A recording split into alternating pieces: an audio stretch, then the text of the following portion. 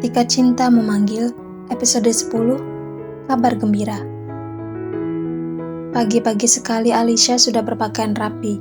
Dia mengenakan kemeja dan rok panjang formal, tak lupa kerudung polos yang sudah disetrika serapi mungkin. Hari itu dia akan pergi untuk menghadiri undangan wawancara di kantor tempat Bening bekerja dulu.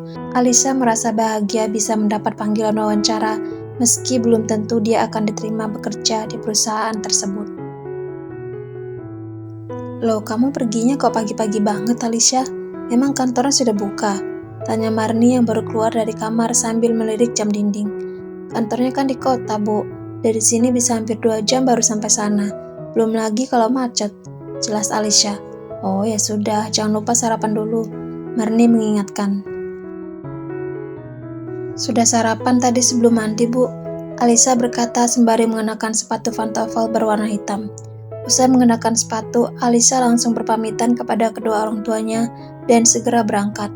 Dari rumah, dia harus berjalan ke jalan raya untuk menaiki angkot yang akan membawanya ke stasiun KRL. Setelah naik KRL, dia masih harus menumpangi bus untuk tiba di kantor perusahaan yang berada di ibu kota tersebut. Bisa saja Alicia menumpangi ojek atau taksi online agar lekas sampai, tetapi dia ingin berhemat, maka dia tak mengeluh jika harus berganti kendaraan umum untuk tiba di tujuan. Alicia sudah memberitahu tentang lowongan pekerjaan itu pada Marni dan Irwan. Sama sepertinya, kedua orang tuanya pun berharap dia bisa segera mendapatkan pekerjaan tetap. "Alhamdulillah sampai juga," ucap Alicia ketika tiba di depan sebuah gedung. Dengan langkah cepat, Alicia berjalan memasuki gedung tersebut. Setelah melewati pemeriksaan security, dia pun memasuki lift untuk menuju lantai di mana kantor perusahaan yang dilamarnya berada. Hari masih pagi, tetapi ternyata sudah banyak kandidat seperti dirinya yang menanti giliran wawancara di ruang tunggu HRD. "Alicia," seorang staf memanggil nama Alicia dan mempersilakannya untuk masuk. Alicia bergegas masuk ke dalam ruang dan menyalami si pewawancara yang tersenyum padanya.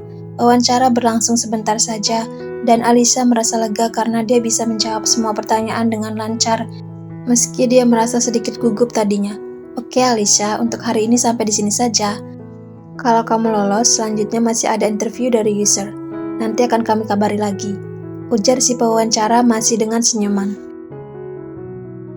"Baik Bu, terima kasih," jawab Alicia sambil balas tersenyum. Beberapa hari setelah itu, Alicia dikabarkan lolos. Setelah melewati semua tahapan, dia pun dinyatakan diterima untuk bekerja di perusahaan tersebut sebagai purchasing staff. Bukan main senangnya hati Alicia. Dia tak sabar ingin memberitahu kabar gembira itu pada kedua orang tuanya. Siang itu, Alicia segera menemui Marni yang tengah sibuk di dapur. "Bu, alhamdulillah aku diterima kerja. Senin nanti aku mulai kerja," Alicia berkata dengan wajah cerah. "Wah, alhamdulillah, akhirnya kamu dapat pekerjaan tetap," ujar Marni tersenyum. "Tapi Bu," Alicia tak melanjutkan perkataannya. Dia ingin menyampaikan sesuatu yang sejak tadi mengganggu pikirannya di sela rasa gembira. Marni mengernyit dan bertanya, "Tapi apa?" "Jarak dari sini ke kantor kan cukup jauh. Aku harus jalan ke depan, naik angkot, sambung naik KRL, terus masih harus naik bus lagi." Alicia berhenti sejenak sebelum melanjutkan. "Bu, apa boleh kalau aku kos di kota saja?" "Jangan dong Alicia, kalau kamu kos, nanti siapa yang bantuin ibu cuci pakaian, cuci piring, bersihkan rumah, siapkan sarapan? Masa kamu tega biarkan ibu sendiri? Egois banget kamu," omel Marni.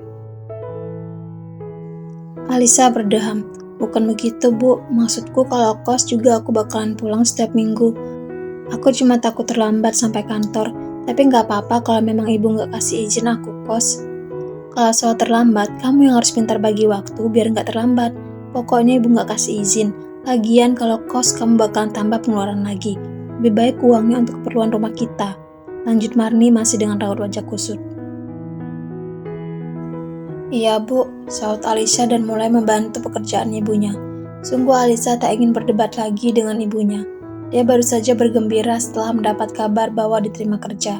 Seharusnya dia tak merusak kegembiraan itu. Alicia mencoba menghibur dirinya lagi. Perjalanan jauh ke kantor tak akan menjatuhkan semangatnya untuk giat bekerja. Alicia percaya akan hal itu.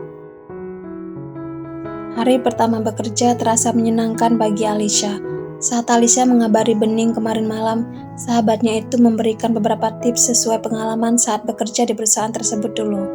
Hal itu sangat membantu Alicia. Rekan kerja Alicia di kantor pun sejauh ini cukup baik sehingga dia dengan mudah bisa beradaptasi. Alicia, kamu ini temannya Bening kan? Tanya salah seorang rekan kerja yang sangat ramah. Bu Gina tahu dari mana? Alicia balik bertanya. Dari Bening dong. Alicia berdeham. Berarti Bening kasih tahu ibu kalau saya melamar kerja di sini. Gina mengangguk. Iya, tapi aku nggak ikut campur soal seleksi kok.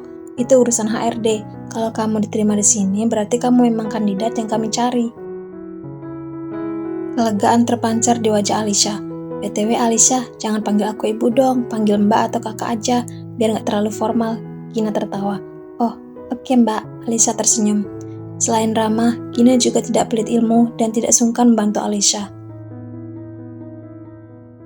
Tadi pagi Gina sudah mengenalkan Alicia pada para rekan kerja. Saat akan mengantar dokumen pada manajer divisi, Gina mengajak Alicia ikut sekaligus ingin mengenalkannya pada sang atasan. Alicia mengikuti langkah Gina memasuki ruangan manajer divisi tersebut. Pak Irsyad, kenalin nih. Alicia anak baru.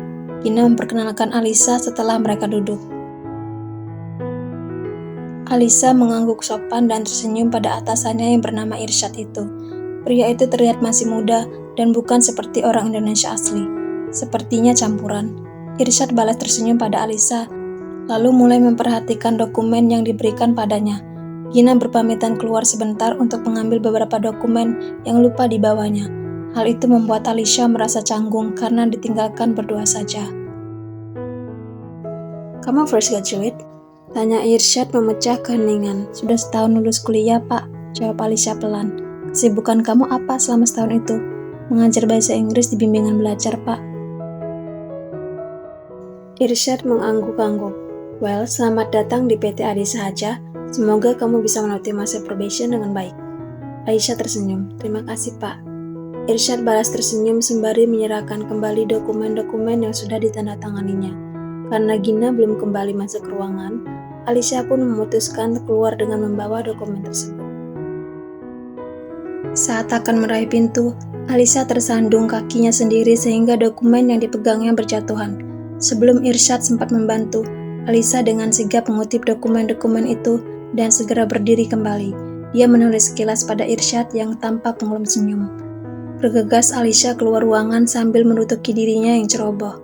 Alicia berharap sang atasan tak memberikan penilaian buruk padanya.